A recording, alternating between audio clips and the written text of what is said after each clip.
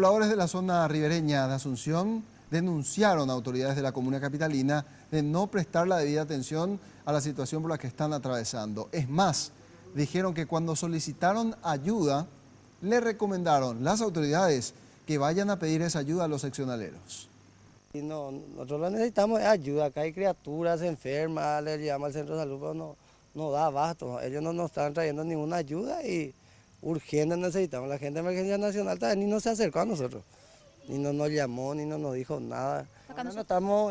Preparamos una casa provisoria ahí en la pista para mudarnos, para salir del agua. Como te dije, la criatura, eso entran, sale, hay bichos, hay víboras. Este es el camino que desde hace 15 días debe hacer Antonio Cuenca y su familia para llegar hasta su casa, que ya fue alcanzada por el agua. Al igual que esta familia, otras 5 están en la misma situación. Hasta el momento, aseguran no haber recibido asistencia y que quienes se acercaron de la Dirección de Emergencias y Desastres condicionaron la ayuda.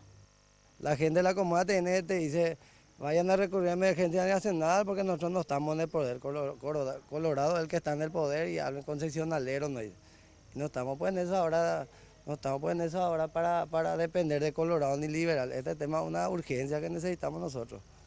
Desde esta dirección reconocen la injerencia de cuestiones políticas en estos casos, pero desmienten esta acusación. La señora Vicky Iglesias es una señora que trabajó en la pastoral social, una señora activa, o sea, no socialmente de la zona, ¿verdad? Y no una dirigente política, o sea, que un actor social de siempre que trabajó en la comunidad, ¿verdad? Y nuestro coordinador y nosotros acá recibimos todo tipo de denuncias de esa naturaleza siempre, ¿verdad? Porque es difícil todo lo que ellos piden, porque realmente también estamos limitados de presupuesto. Eso se divirtió, lamentablemente, hay que también ser sincero, ¿verdad?